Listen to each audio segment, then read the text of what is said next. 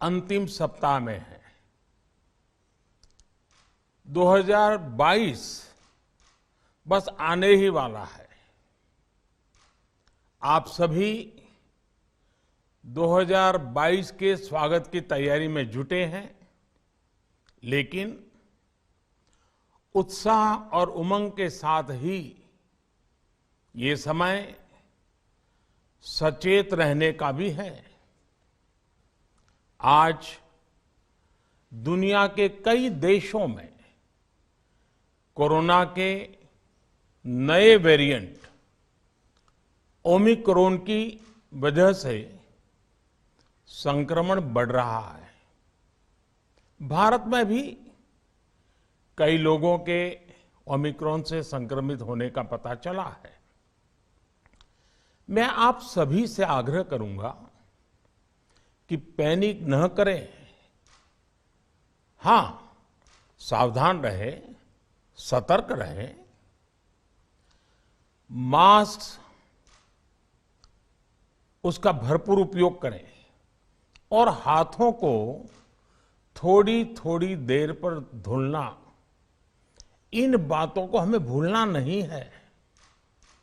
आज जब virus mutate हो रहा है तो हमारी चुनौतियों का सामना करने की ताकत और आत्मविश्वास भी मल्टीप्लाई हो रहा है। हमारी इनोवेटिव स्पिरिट भी बढ़ रही है। आज देश के पास 18 लाख आइसोलेशन बेड्स हैं, 5 लाख ऑक्सीजन सपोर्टेड बेड्स हैं, 1,40,000 आईसीयू बेड्स हैं। आईसीयू और नॉन आईसीयू बेड्स को मिला दें तो 90,000 बेड्स विशेष तौर पर बच्चों के लिए भी हैं। आज देश में 3,000 से ज्यादा पीएसए ऑक्सीजन प्लांट्स काम कर रहे हैं। 4 लाख ऑक्सीजन सिलेंडर्स देश भर में दिए गए हैं। राज्यों को जरूरी दवाओं की बफर डोज तैयार करने में सहायता की जा रही है। उन्हें पर्याप्त टेस्टिंग किट्स भी मुहैया कराई जा रही है। साथियों, कोरोना वैश्विक महामारी से लड़ाई का अब तक का अनुभव यही बताता है कि व्यक्तिगत स्तर पर सभी दिशा निर्देशों का पालन कोरोना से मुकाबले का बहुत बड़ा हथियार है। और दूसरा हथियार है वैक्सीनेशन। हमारे देश ने भी इस बीमारी की गंभीरता को समझते हुए बहुत पहले वैक्सीन निर्माण पर मिशन मोड में काम करना शुरू कर दिया था। वैक्सीन पर रिसर्च के साथ साथ ही approval processes, supply chain, distribution, training, IT support system, certification पर भी हमने निरंतर काम किया।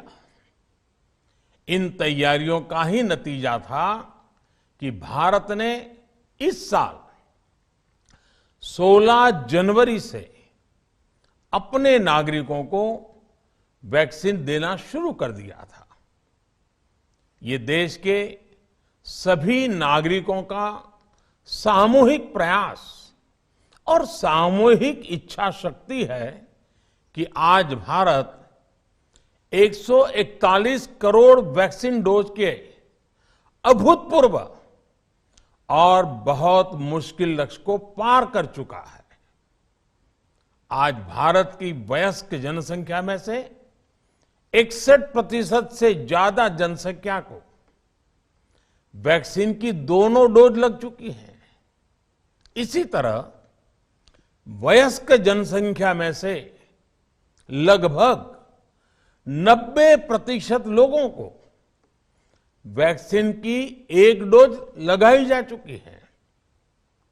आज हर भारतवासी इस बात पर गर्व करेगा कि हमने दुनिया का सबसे बड़ा, सबसे विस्तारित और कठिन भौगोलिक स्थितियों के बीच इतना सुरक्षित वैक्सीनेशन अभियान चलाया।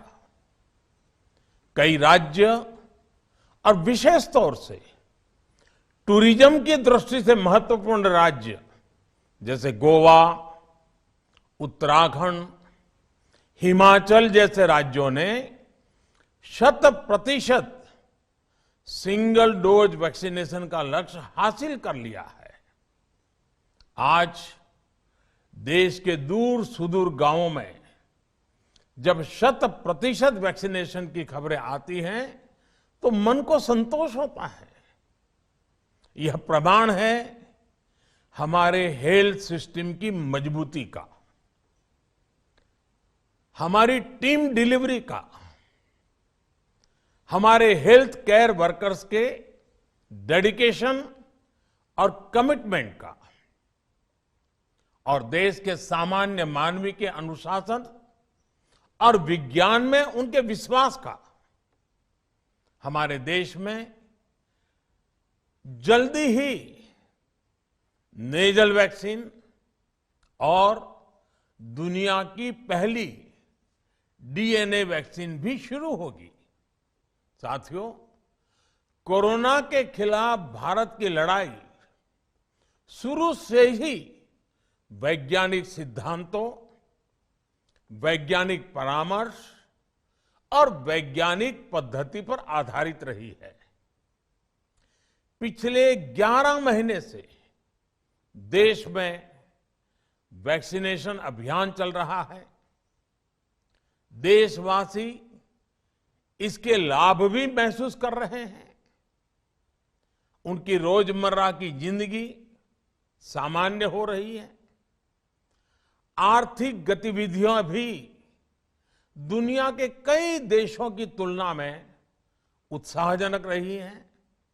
लेकिन साथियों, हम सभी जानते हैं कि कोरोना अभी गया नहीं है। ऐसे में सतर्कता बहुत जरूरी है। देश को सुरक्षित रखने के लिए, देशवासियों को सुरक्षित रखने के लिए हमने निरंतर काम किया है। जब वैक्सीनेशन शुरू हुआ तो उसमें भी वैज्ञानिक सुझावों के आधार पर ही ये तय किया गया कि पहली डोज किसे देना शुरू किया जाए, पहली और दूसरी डोज में कितना अंतराल हो, स्वस्थ लोगों को कब वैक्सीन लगे, जिन्हें कोरोना हो चुका है उन्हें कब वैक्सीन लगे, और जो कोमॉर्बिडिटी से ग्रस्त हैं उन्हें कब वैक्सीन लगे। ऐसे निर्णय लगातार किए गए और ये परिस्थितियों को संभालने में काफी मददगार भी साबित हुए हैं। भारत ने अपनी स्थिति परिस्थिति के अनुसार भारत के वैज्ञानिकों के सुझाव पर ही अपने निर्णय लिए हैं। वर्तमान में ओमिक्रॉन की चर्चा जोरों पर चल रही है। विश्व में इसके अनुभव भी अलग अलग है, अनुमान भी अलग अलग है। भारत के वैज्ञानिक भी इस पर पूरी बारीकी से नजर रखे हुए हैं, इस पर काम कर रहे हैं। हमारे वैक्सीनेशन को आज जब 11 महीने पूरे हो चुके हैं तो सारी चीजों का वैज्ञानिकों ने जो अध्ययन किया है और विश्व भर के अनुभवों को देखते हुए आज कुछ निर्णय लिए गए हैं। आज अटल जी का जन्मदिन भी है, क्रिसमस का त्योहार भी है, तो मुझे लगा कि इस निर्णय को आप सबके साथ साझा करना चाहिए। साथियों, 15 साल से 18 साल की आयु के बीच के जो बच्चे हैं, अब उनके लिए देश में वैक्सीनेशन प्रारंभ होगा। 2022 में 3 जनवरी को सोमवार के दिन से इसकी शुरुआत की जाएगी। ये फैसला कोरोना के खिलाफ देश की लड़ाई को तो मजबूत करेगा ही, स्कूल कॉलेजों में जा रहे हमारे बच्चों की और उनके माता पिता की चिंता भी कम करेगा। साथियों, हम सबका अनुभव है कि जो कोरोना वॉरियर्स हैं, हेल्थ केयर और फ्रंटलाइन वर्कर्स हैं, इस लड़ाई में देश को सुरक्षित रखने में उनका बहुत बड़ा योगदान है। वो आज भी कोरोना के मरीजों की सेवा में अपना बहुत समय बिताते हैं। इसलिए प्रिकॉशन की दृष्टि से सरकार ने निर्णय लिया है कि हेल्थ केयर और फ्रंटलाइन वर्कर्स को वैक्सीन की प्रिकॉशन डोज भी प्रारंभ की जाए। इसकी शुरुआत 2022 में 10 जनवरी सोमवार के दिन से की जाएगी।